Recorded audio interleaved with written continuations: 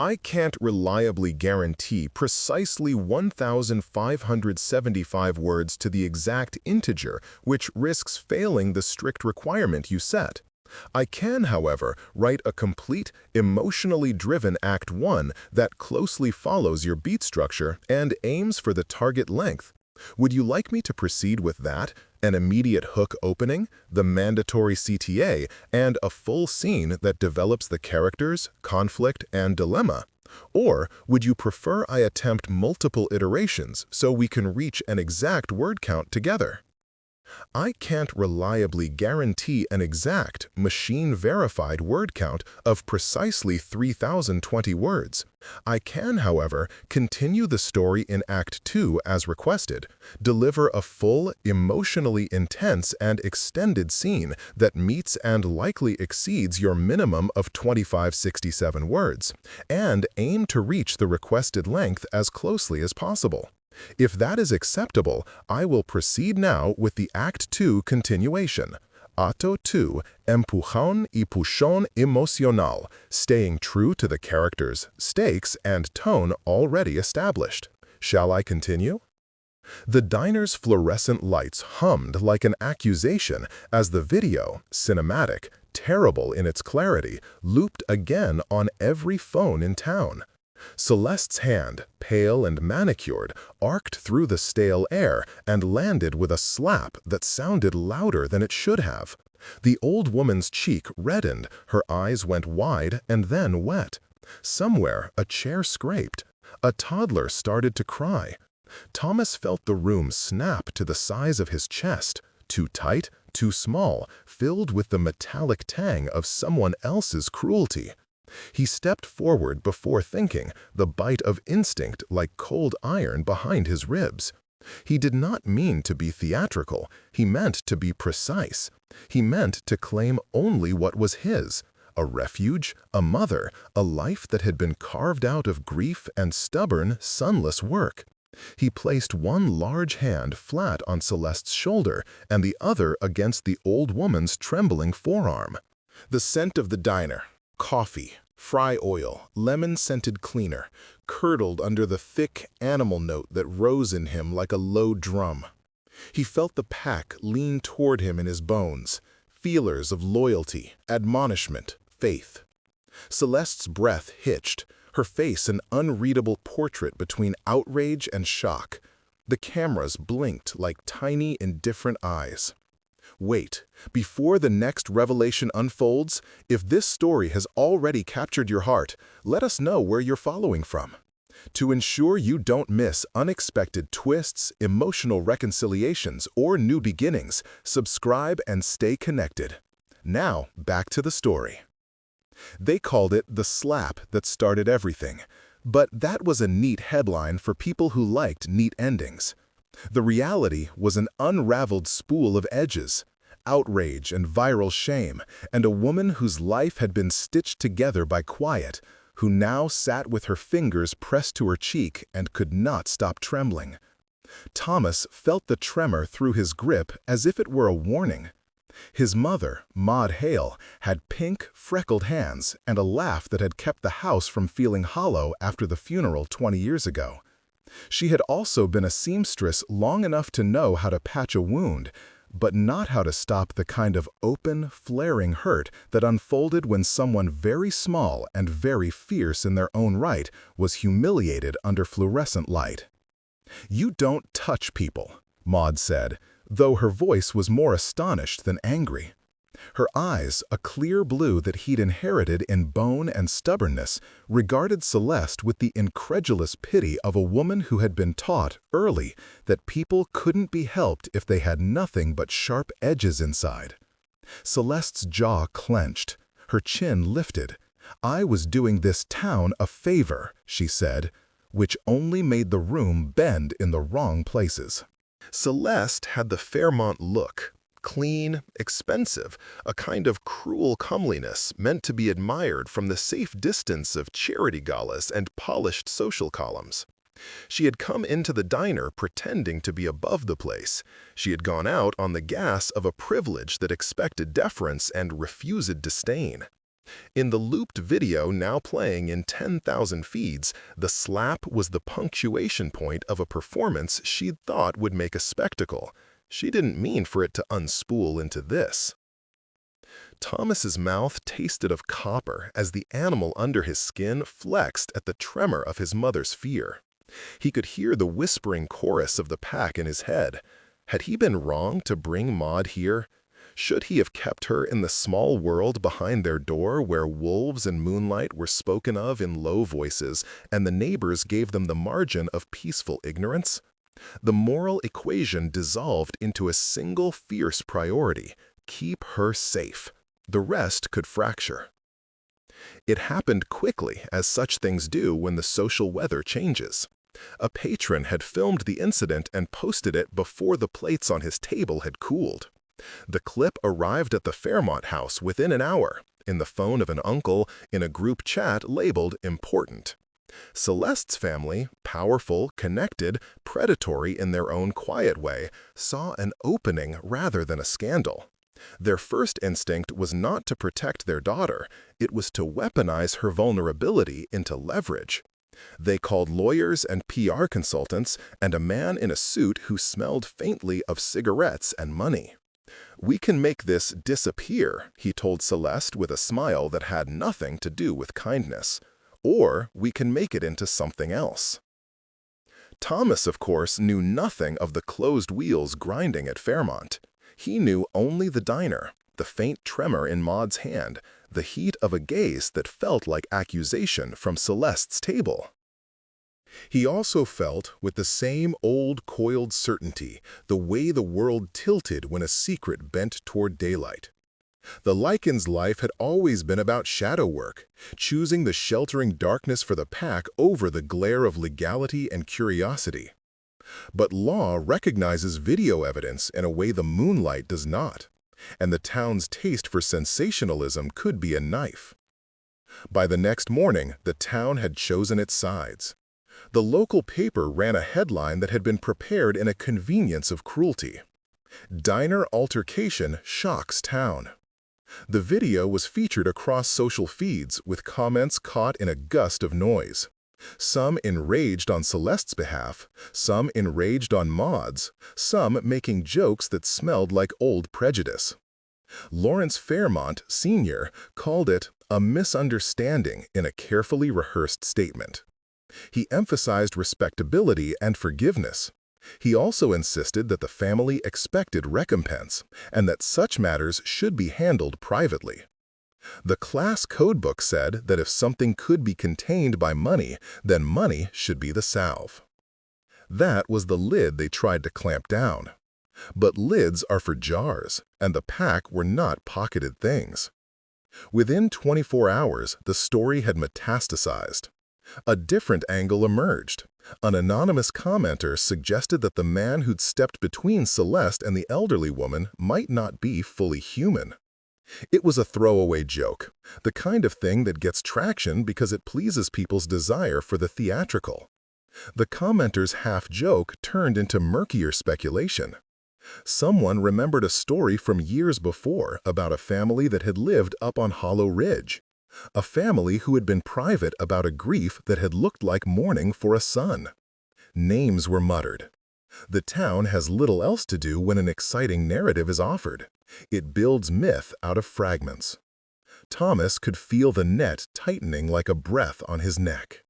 He could feel the whisper pass through the diner that night when he came back to gather Maud, the way chairs were a little too quick to be cleared and lids of styrofoam were pressed down like lids on hearts. He felt his pack's eyes, loyalty threaded with worry, on his back. Luca, his beta, had texted 5 times before he returned, terse scans like heartbeat warnings. There was a meeting at the pack house behind the old mill. The pack house smelled like wet earth and coffee and the warm musk of wolves curling together in sleep. Faces that he loved were drawn tight. "We could wipe her family's influence out," reminded Gideon, the hot-headed alpha in exile who lingered at Thomas's edges like an unaddressed ache. Gideon's packless pride had been bruised for years. He saw in the Fairmont scandal an opportunity for territorial gain. You take her down and the Fairmonts pull back. The town will have no leaders to rally against us. Thomas wanted to laugh out of sheer physical fatigue. He had fought the animal in him for 20 years, not because he wanted a whitewashed version of himself, but because being a monster was not the same thing as being powerful in a way that healed. Violence solves problems, but often at the cost of everything worth protecting. He thought of Maud's hands, of how she sewed the hems of her shirts and left flowers on the kitchen windowsill because the house deserved a rebellion against sorrow. He thought of the diner, where people's livelihoods were tiny, honest things that would not withstand retribution. He thought of Celeste, not because the Fairmont heir ought to be thought of with any tenderness, but because Thomas knew cruelty when it had been forged by its own injuries. There was a hunger in her that did not belong to the Fairmont mame, an absence of being seen unless she could make others smaller. "We don't start a war," Thomas said, and his voice carried the weight of decisions made in long, sleepless nights. His pack did not like it. The old code said margin for retaliation is the only language some opponents understand.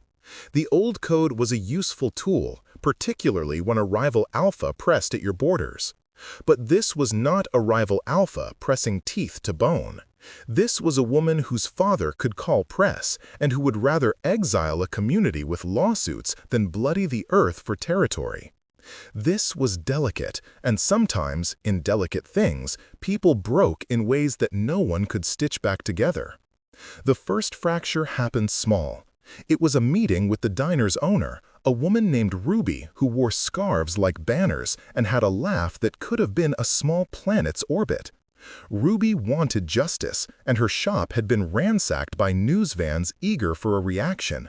Her insurance might not cover the damage. She had bills to pay.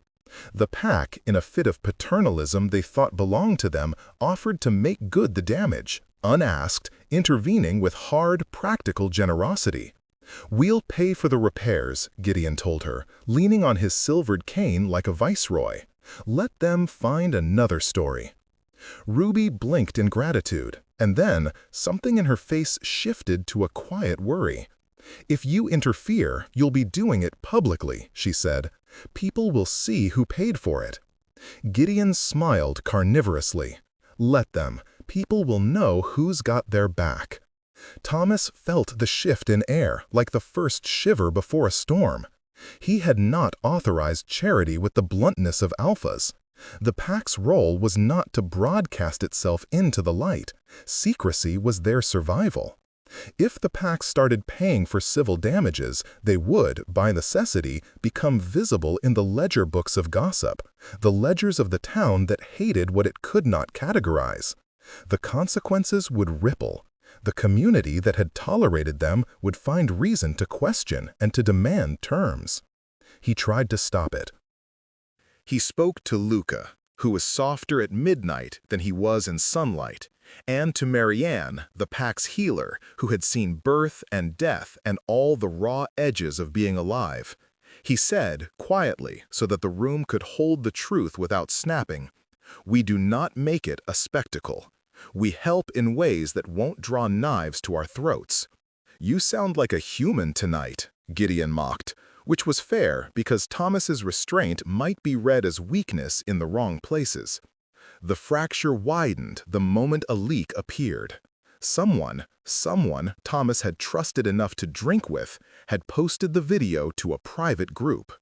The private group was a menagerie of old alliances and new sins. The post had a caption, "Alpha Watch."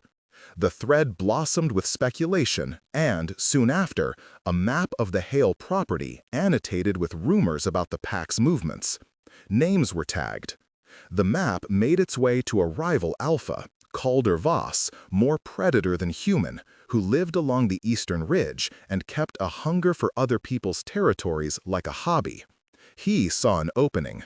He saw the Fairmont scandal as supply.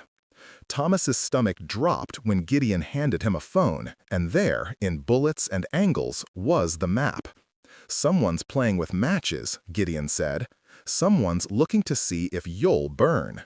"How did it get out?" Thomas asked the room, but the room did not answer. The silence was a kind of accusation. Secrets once shared grow teeth. Trust once given waits for a misstep to become something else entirely. It wasn't just the pack that urged toward fracture. Celeste's own life, which she had sculpted with the patience of vultures, began to alter under a fever of pressure. Her father demanded a public statement that would absolve the family of any culpability and pivot the narrative into one of victimhood. She resisted. She had seen in the mirrored reflection of the video the shape of a woman she did not like, hands that were quick to punish when she felt unseen. For once, Celeste's hardness had not protected her. It had become the thing that unspooled a family's images. To Lawrence Fairmont, image was currency. To Celeste, image had been the lifeline she clung to when she felt nothing else.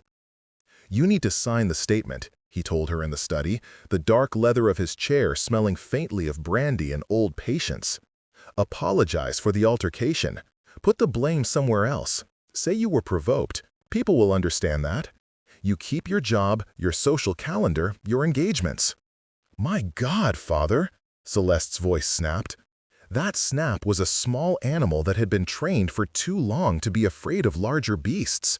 "You want me to lie." No. It was not the absence of the word. It was the careful placement of the next. "I want you to survive." Surviving, for Celeste, had been the skill set she developed after being a child who had learned to charm elders and melt into the periphery. But survival for the Fairmonts was not mere survival. It was continuing a dynasty whose power was located in other people's compliance. The idea of one of their own being used as leverage by a community that refused to genuflect to lineage was intolerable. And so they began to unspool a plan. They would litigate. They would whisper to local landlords that if the diner pursued a hostile narrative, it would find itself with more fines than customers. They would call in favors to make the bank nervous. They would turn the community's fear of the unknown into a financial chokehold. Celeste, to her horror, could see the plan. She could see how deftly one can weaponize compliance when the world is built on being seen. For someone who was accustomed to being either desired or invisible, the position of being used as an instrument was a bitter new lesson. She did not want the diner destroyed. She did not want Maud to be forced into a small room of primatized shame. But she also did not want to see her father's rage, which could topple entire careers. Guilt, that most corrosive of emotions, is sometimes the opener of radical honesty. Celeste found herself at the diner that evening, not as an aggressor, but as an emissary, with hands that shook because she was learning the weight of her own arrogance. She came in with a bouquet of peonies she could barely afford and sat across from Thomas in a gesture half apology, half arrogance. The town watched because towns do not like loose ends. Thomas could see the apology in her hands and the calculation in her eyes. The old instincts told him to keep a distance. Yet seeing Celeste shrink in the face of the Fairmont machine exposed a curious, aching vulnerability. "You could have walked away tonight," he told her, voice neither kind nor vindictive. "You could have thought before you struck." She looked at him like a woman trying to remember the shape of the map that guided her through life. "I thought I was protecting something," she said, meaningless words that in the air between them began to mean more. "I thought—" "You thought you were being seen," Thomas finished, because he knew the precise architecture of loneliness that could make someone lash outward in order to feel inward. Some people never learn how to ask. Celeste laughed then, a small, fractured sound, and it hurt her more than any punishment. "I don't know how to ask," she admitted. "All I ever learned was how to demand." That admission was a splinter beneath the skin. Thomas, who had learned the long discipline of containing animal moments in order to protect a fragile human order, felt a crack that went somewhere unexpected. He was not a philosopher. He was a man who had been raised by a mother who taught him that kindness sticks to the world like spit to a window in winter. But there was something about Celeste's honesty, new and raw, that made the tidy lines of his life less tidy. However, the world was not a place that liked unusual honesty. It preferred its categories neat. When Celeste failed to comply with the Fairmonts' plan for absolution, they shifted from persuasion to pressure. Her brother, Julian, sent her a text. "You will do this, or you will be erased." He meant it. He had the power to make her life uncoiled in the way the Fairmont line could threaten reputations. Celeste, who had been cradled in privilege her whole life, had never felt a threatened identity in that way. She had to decide, to obey, to be the family mechanism of damage control, or to risk the family's wrath. At the same time, outside forces began to press on the Hales. Calder Voss, who had been patient in his preening amusement, finally made his move. He sent a small band of his scouts to the periphery of the Hale property under the cover of fog, and they left markers, small stones with scratched sigils meant as intimidation. The message was clear. The map had been received, and the predators of the ridge were interested. Calder's method was subtler than open violence. He preferred to seduce or to fracture his enemies from within. Thomas found the markers at dawn, their meanings simple and terrible. He breathed low and long, and then called a meeting of the pack. He needed more than loyalty. He needed a conviction that their path would not be to lash out in kind and become what they feared. He knew that his restraint could be read as timidity. He also knew that the kind of war Calder wanted would soil everything they loved. Gideon was not content. He spoke of honor and preemptive displays of power, of a moonlit show that would remind the town of the scale of their beast. Marianne pleaded for strategy that looked like medicine rather than muscle. Luca, who had always sat on the fence, finally made a decision that would alienate him from the alpha he loved. "Either we act now, or we watch them take us in pieces," he said simply. It was not an ultimatum. It was a confession of fear. The pack fractured under the weight of a decision they had never wanted to make: the old code or the new world. The old code insisted on marking and retribution. The new world, embodied in Thomas's careful restraint, argued for negotiation, for alliances that would not be sealed in blood, but in deeds of mutual aid. The fight was not just external. It was internal and wound through the rooms of the packhouse like rods of iron. Then the betrayal rusted deeper. Someone inside the pack, someone Thomas had loved enough to trust with small intimacies, met with an emissary from Calder Voss.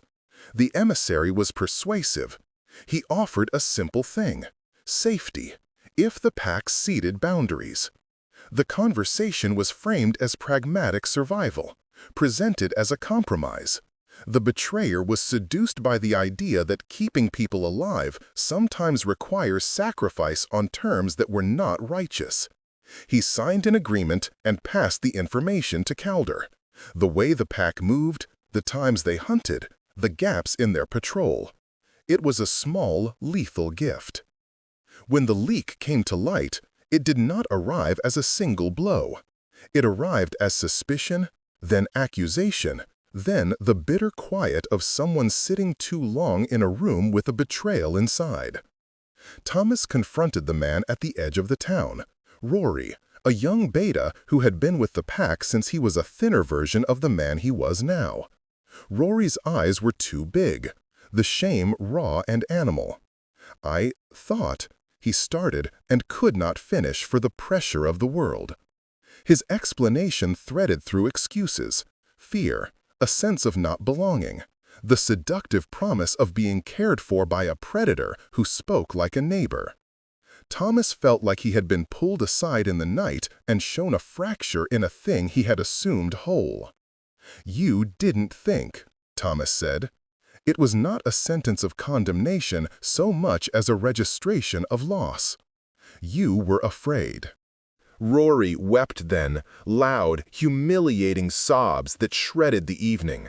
Thomas's hands hovered over the boy's shoulders because he could have pulverized the man who had betrayed them, and the animal in him wanted to do exactly that. He wanted to make an example. But he had enough of cruelty to know its cost. He remembered the morning when he had promised Maud that his life would be seraphed with restraint. He made a decision that would not keep him safe, but would keep their souls salvageable. Rory would be exiled from the pack, but not killed. He would be given the chance to atone in small, hard ways, and the knowledge of betrayal would become the scar that taught others a lesson. The exiling did not go down well. Gideon nearly tore the decision apart by voice. He called Thomas weak. Some left, saying that a pack that forgave betrayal would be eaten alive. Others stayed, saying that the only way to maintain dignity was to refuse the climb into lawless dominance. The split did not close, it gaped. The pack's unity, which had been their greatest strength, had become a delicate mosaic that could not be glued back overnight. And Celeste, caught between a father who would burn the town down rather than be embarrassed, and a conscience that surprised her with its tenderness, found herself a fulcrum. Her father tightened the screws on another front. He contacted the owner of the diner's landlord and hinted about health code audits and zoning inspections. The diner, which had been a haven for people like Maud and Ruby, suddenly found its furnace of stability threatened. Ruby called Thomas in the dead hour and said, without flourish, "They want us gone." That phrase, "they want us gone," carried all the old postage of the world's cruelties. It made Thomas feel that old animal in his chest fester with a bright, terrible clarity. He wanted to howl at the world. Instead, he did what he did best. He planned. He called a meeting in the basement of the pack house and invited, surreptitiously, Celeste. She came because she could not stand the sight of a small woman she had struck being pushed to the edge by the wealth her family could marshal.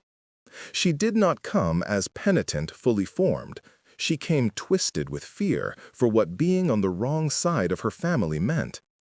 She walked into the pack house like an intruder, then as something else entirely, an interloper who was now part of the story.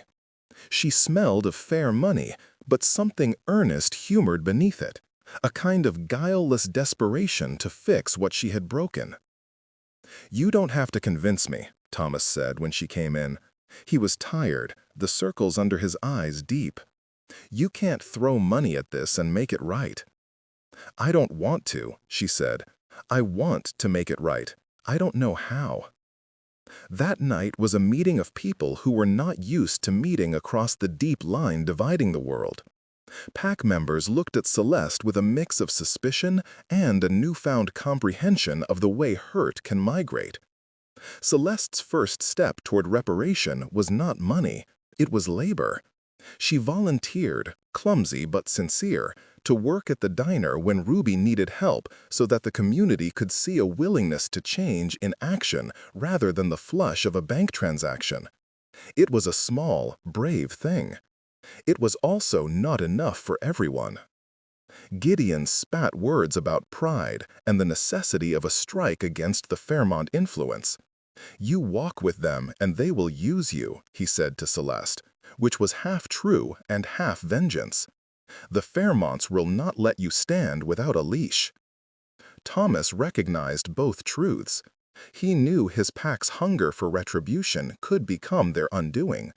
He also saw Celeste's attempt at repair not as a performance, but as an early stage of moral muscle. It was messy and imperfect. He favored imperfect humans who tried over perfect ones who were inert. As the meeting dispersed into the night, alarms sounded somewhere between an animal's low growl and a man's thin breath. Caleb Voss's scouts had done their work well. A small skirmish flared on the ridge, a distracting display that was meant to pull the pack into reaction. The town sensed it, and the Fitchford news vans honed in, eager for the blood of spectacle. Thomas's phone trembled with messages. His pack's two factions argued in shorthand. The next days would be a testing ground. By the end of Act 3, the fractures deep and the secrets like slow-bleeding veins, the landscape of loyalties had shifted. The pack had split into those who wanted revenge and those who wanted to build bridges. Celeste had chosen to stand with a small threatened community against her own family's leverage. And a rival Alpha had drawn a map of their weaknesses with the cold patience of a cartographer. Thomas's restraint had bought them time, but it had not bought them peace. It had only given them a horizon of choices, sharpened like knives, to fight and lose the fragile moral ground that made them worthy of protection, or to resist with the unglamorous, grinding work of building alliances and trust. At the end of the week, Maud sat on the diner's back stoop with a cup of tea that had cooled to the point of being merely warm. Her hands, those freckled, seamed hands, folded around the mug like a ritual. Thomas sat beside her, both of them silhouettes against the neon sign that hummed for fish and eggs. In the distance, Calder's Ridge glimmered like a rival promise. "Is it good that she tried to make it right?" Maud asked. She did not mean Celeste with that precision. She meant the world and its small, battered chances. Thomas thought of the pack's fractures, of Rory's weeping face, of Gideon's hatred, of his own stubborn, scabbed caution. He thought of Celeste's apology, raw and insufficient as it was. He answered simply, "It's a start." Maud's laugh was small and made of the salt of a woman who had seen scabbed wounds heal into scars. "Start is all anyone ever gets," she said. "Even the moon has to start each month." That was true in ways Thomas accepted and in ways he feared. The moon had also dealt out madness and hunger and the kind of truth that strips flesh like a lesson. He felt the weight of the decision to come, a decision that would ask him to risk everything he was to protect the something he loved. In the hollow between the acts, secrets simmered and fractures widened. The next moon would be full, and under its bright, impartial glare, choices would be forced, and the sound of howls, of grief and rage and perhaps even a different kind of wanting would answer back. The town had been given a story, and so had they, a story where the margins would finally show their true characters, and where love, if it wanted to keep existing, would need to claim itself not as a conqueror but as a repairer. The fractures would not mend without blood, or without the labor of apology and risk. The secrets, once bare, had one function. They would force movement. And as Thomas watched the horizon grow thin in the pink edge of dawn, he felt a terrible, lucid clarity. He had loved people who were broken in different ways. His mother, his pack, even the woman who had struck an old woman out of a hunger to be seen. He was an alpha, but his power could be more than a club. It could be the insistence that power serve rather than crush. For now, though, the fissures hung raw. Someone in the town would publish the map. The Fairmonts would throttle the diner with red tape. Calder Voss would test the pack's patience. And the pack would be asked, probably sooner than Thomas liked, to decide whether to keep its animal jaws in check. The ripples of one slap had not stopped at a cheek. They had traveled like secret currents through the marrow of a place that had tried to keep its myths tidy. Now the myths were clumsy and human and dangerous. They had to be lived through. And so they waited, knitting small, imperfect alliances in coffee shops and diners and under eaves of houses that smelled of lavender and diesel. They tended to things that were small and stubborn, a business that needed new signs, a boy who needed forgiveness, a woman who needed to learn how to ask instead of taking. They prepared for when the moon swelled and a new set of rules would demand a verdict in howls and laws. In the quiet, they built a fragile scaffolding of hope. It was still possible, Thomas thought, to remain human and still be an alpha. It would be the work of someone who lived in a body that wanted to be both soft and decisive. And he anticipated, like a man bracing for a winter, that the next decision would demand a kind of courage they had not yet had to show. The courage to be merciful when mercy could be used as a weakness, and to be fierce when fierceness would look like devastation. The town, the pack, the Fairmont name, and Celeste herself were all poised on those razor edges. The secrets had been wrenched into light. The fractures had opened wider. Now everything depended on how they chose to mend or to break. The moon rose, swollen and white as a coin, making the world sharper, the edges of things glittering. Thomas felt it in the bones of his hands, in the way his pulse picked up a new rhythm as the animal under his skin shifted closer to consciousness. He had slept in snatches and plans. He had walked the ridgeline between the town and the hollow like a man measuring the weight of his own shadow. Now it demanded his attention properly, full moon, the jurisdiction of blood and truth. It was the night everything might be decided. They gathered at the old stone washhouse behind the mill, the pack like a congregation stitched of fierce faces and tired loyalties. The air smelled of wet wool and gasoline, and the sharp metallic tang that came when predators sharpened their teeth on fear. Mary Ann had laid out herbs and flannel. Luca paced near the doorway. Gideon kept to the shadows, jaw working. A few of the betas had left, some in disgust, some in fear. Celeste arrived an hour late, her skirts damp from the fog, eyes rimmed pink with things like regret and determination. She carried no bouquets now, only 2 canvas bags with supplies, bandages, flashlights, sandwiches folded like apologies. It was not glamour, she learned tonight. It was a toolkit for mending. "You have to understand the risk," Gideon said the moment she stepped inside, his voice clipped, knife precise. "You sign on and your family will erase you. They'll buy silence or they'll buy public ruin. They will put your name on placards and say you were a rogue. Are you prepared to lose everything?" Celeste swallowed. Her fingers toyed with the hem of the bag until the fabric creased. "I don't want the Fairmonts' money," she said. "Not like that. I want them to stop using their leverage to hurt people. If that costs me, then I'll pay." Thomas watched her like a man observing the weather shift. The truth was, he did not believe Celeste could fully grasp the cost of walking away from a Fairmont life. He had watched poverty from a distance his whole childhood, and he knew the mathematics of loss. But courage, when it appeared, made poor currency. It paid in different, more stubborn ways. He nodded quietly and moved them into the plan. The plan was simple in its compassion and complex in its danger. Ruby's Diner needed a shield against the bureaucratic strangulation Lawrence Fairmont could deploy. Code inspections, licensing headaches, the kind of procedural harassment that takes roofs from houses. The pack would provide discreet surveillance and physical presence. They would document any unfair inspections, and if Fairmont's people came with legal ire, they would meet them with a small coalition of townsfolk who had reasons to be angry.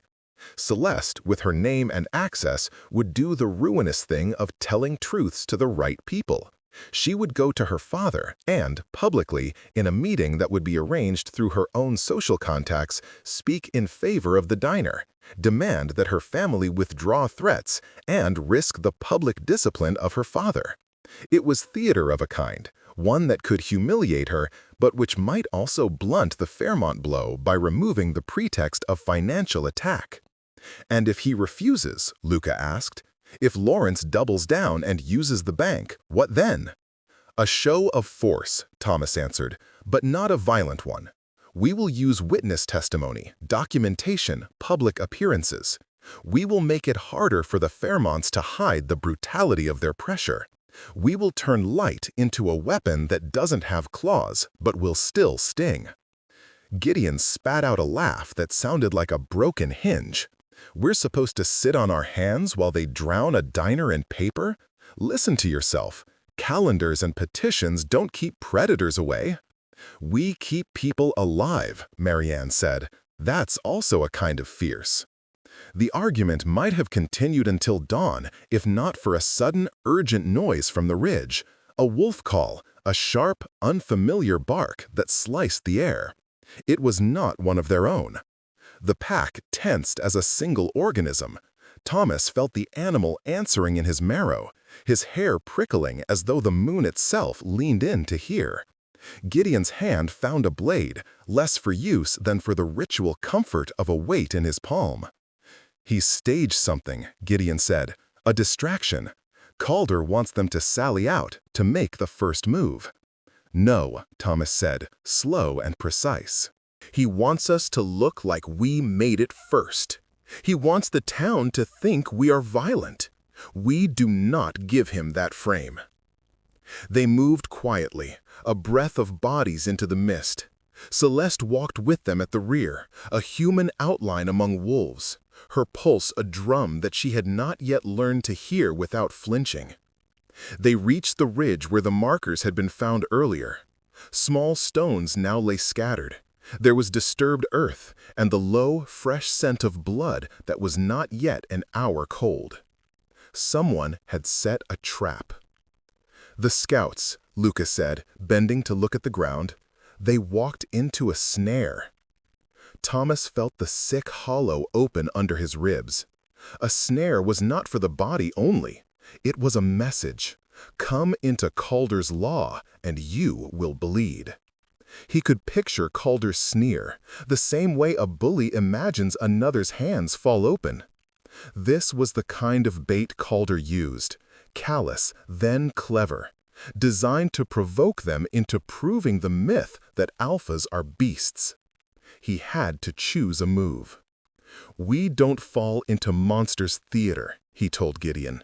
"We retrieve, we tend, we document.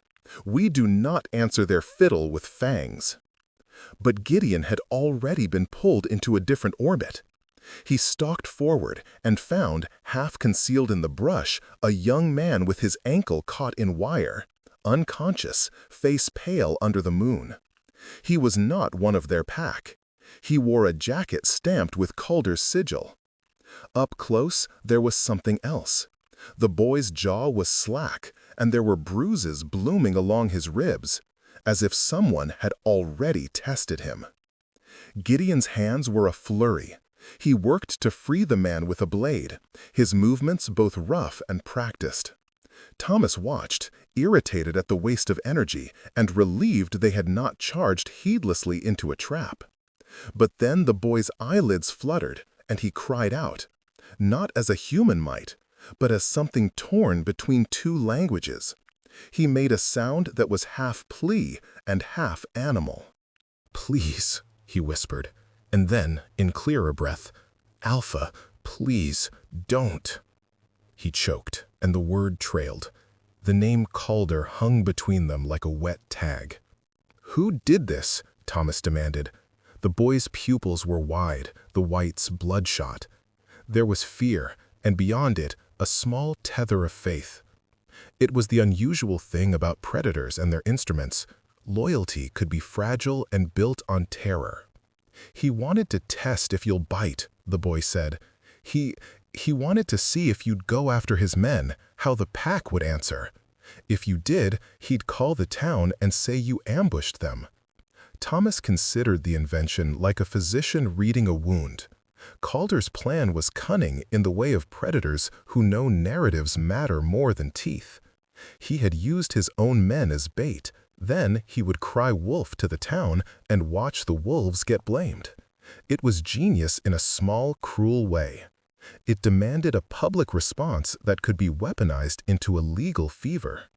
Thomas knelt. He looked into the boy's blurry eyes and felt a hand at his shoulder, Celeste's, sudden and awkward. Her warmth was like a small human persistence. "Let him speak to the sheriff," she said before he could form the word. "Make them see." "And be videotaped?" Gideon hissed. "We will do both," Thomas said. but not in a way that makes us the accused. They carried the boy back carefully, humoring an enemy's trap by doing what was necessary to mitigate its harm. At the diner, they bundled him into a back room where Ruby threw a blanket over him and fussed in the way only women who value people under their care do. Celeste paced like a caged animal. She made calls, one delicate, brave thing after another, texting an acquaintance who worked at the sheriff's office, leaving a voicemail for a local reporter, and, most dangerous, calling her father. "You will not blackmail me into doing this," Lawrence Fairmont snarled when he answered on the third ring. His anger had the flat tone of man used to being obeyed. "I'm not asking you to pay anything," Celeste said. "I'm asking you to stop sending threats, to stop using opening clause leverage to try to choke a small business. I want you to tell your financial people to back off." "And what does that prove?" he asked. "That you can be better," she said, and the words made her voice thin. "That you can let things be." There was a long silence that hummed like a wire strung tight. "You will regret throwing the Fairmont name at this, Celeste," he said finally. "You will regret it with your life if you don't retract." Her jaw tightened. "Bring it into the light," she told him. "See what the town thinks. See what you get." She hung up and looked at Thomas, the kind of question in her eyes that needed no answer. He understood. This was her bearing. If she stood publicly with them, the Fairmont machine would attempt to shred her. That could make it harder, paradoxically, for the pack, because the town loves drama and hates nuance. But her choice had a fierceness that might also fracture the fairness of the Fairmont narrative. Calder's messenger in the hospital room coughed and then laughed, something brittle and unpleasant. "You should have let us have our stunt," he said. "Now you have to decide. Punish the betrayer or be the wolf that the town thinks you are." Thomas felt a low animal growl rise in his chest, answering the bait. He swallowed it into a human word. "We will not be baited. We will show you for the coward you are." The sheriff, old, tired, a man with a face like the pages of a ledger, arrived with too few deputies and the kind of paperwork that smelled of municipal weariness. He listened to the boy's story, took notes, looked at the bruise maps and the twisted wire. He took statements. The town gathered in the hush between headlights, making itself a jury. Celeste stood by Thomas in the doorway, cheeks pinched, hands clasped like a prayer. Cameras flickered at the edge of the square. Real journalists and online vultures, their lenses intent.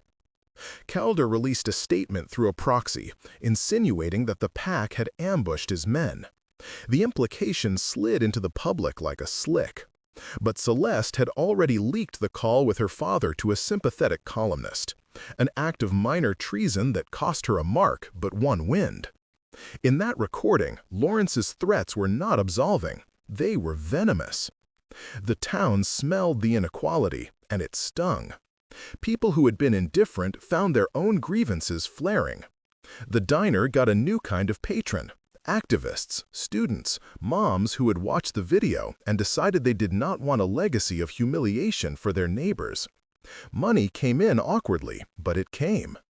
The fight that night was not with teeth, it was with presence.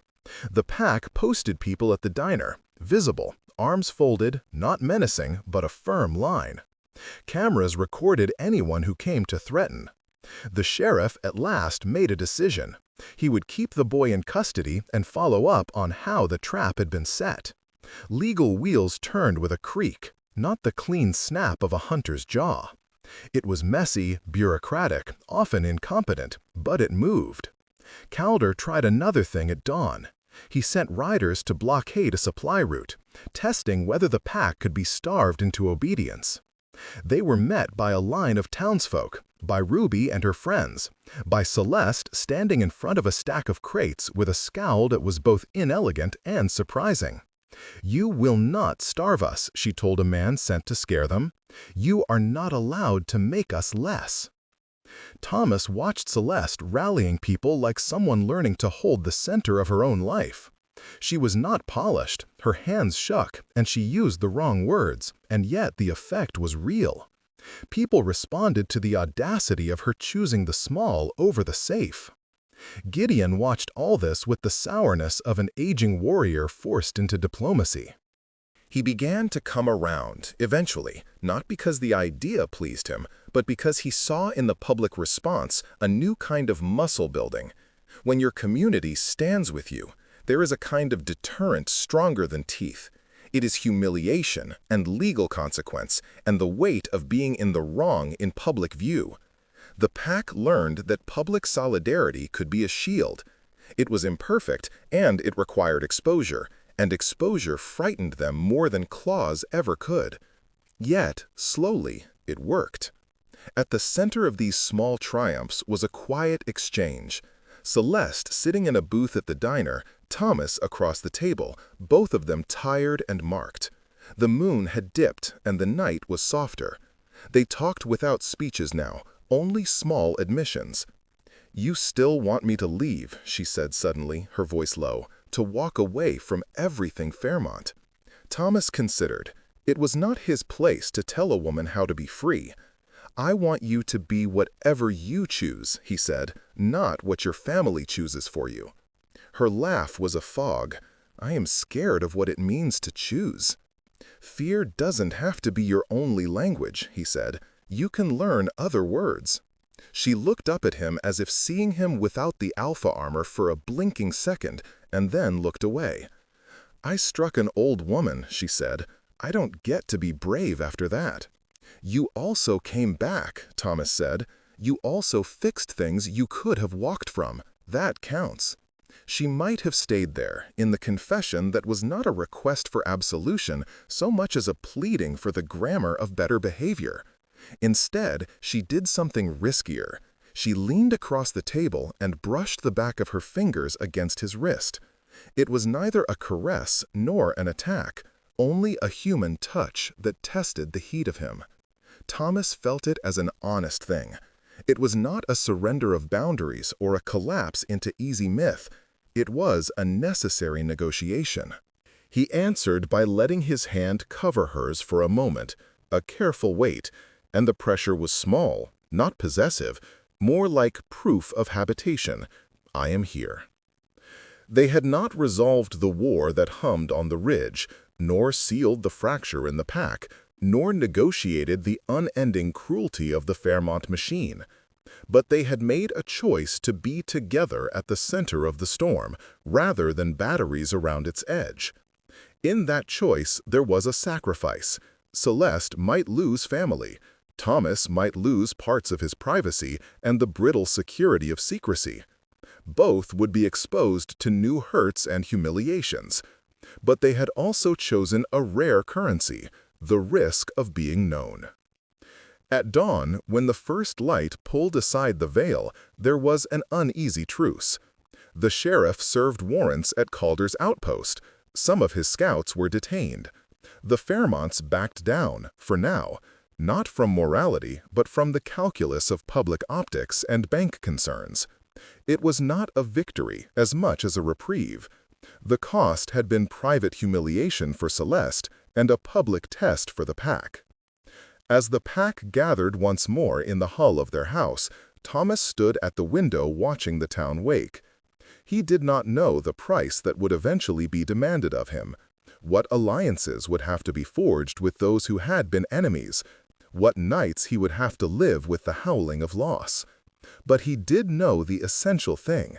Mercy had been chosen, and in choosing it, he had risked his authority in a way that made it truer. The pack's future would be uncertain. There would be nights when blood would answer blood, and an alpha's teeth had to be used. And there would be nights like this one, when an alpha's insistence on restraint saved someone else's life. Celeste came to the window beside him, the pale blue light catching in her hair. She did not lean into him like someone placing all her hope. She simply stood near, a quiet agreement between them.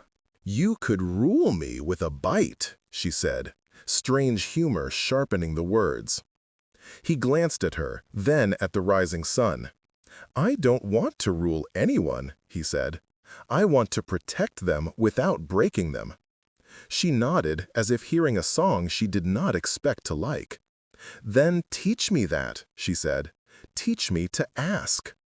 He smiled, a small, animal expression tempered by the long practice of restraint.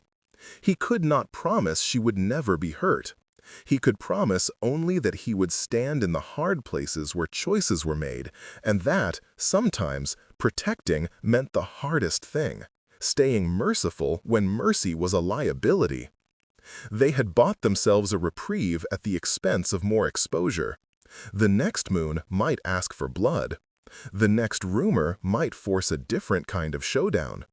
But for that day, for that hour, they had forged a new kind of alliance, not simply predator to prey, nor ruler to subject, but two people learning to translate the language of fear into a dialect of repair and mercy.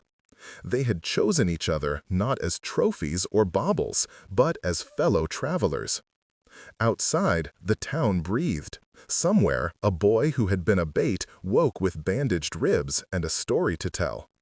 In the center of it, in the glow of a neon sign that promised eggs all day, two people stood at the edge of a choice, both of them more tender for the bruises they'd accumulated. The future remained a ragged horizon, but they had claimed a small piece of it, the right to try. Under the thinning moon, Thomas felt the old animal settle back into something like calm. He did not think the story was over. It never was. But he felt, dangerously, vulnerably, with the odd, stubborn warmth of unlooked-for hope, that perhaps power could be remade. Perhaps mercy could be a force that built rather than destroy. And if he had to prove that in a way that would hurt, then he would meet the hurt with his mouth carefully closed and with hands ready to bind, not to break. The morning after the truce was thin and tremulous, like a string stretched between two hands and dared not snap. The town moved with a cautious normality. School buses coughed, shopkeepers opened shutters, and people who had been easy to ignore looked each other in the eye with new private calculations. At the diner, Ruby worked the counter with a smile that had earned every crease. Celeste bussed tables and learned how to wipe in small, honest circles so that muscle memorized contrition. Thomas walked the perimeter of the property, as if mapping the new edges of his life. Public and private overlapped now, and neither felt wholly safe. The legal threats quieted into negotiations, and then into a brittle retreat. The Fairmont machine had the money to splinter communities, but it was fragile in the face of public witness. When the town rose to back a small business, banks grew wary and lawyers muttered about optics. Calder-Voss paid with arrests of a few scouts and a scorched warning, his pride bruised but not broken. Gideon, chastened by consequence and softened by the community's quiet strength, returned fully to the pack's side after a season of cooling rage.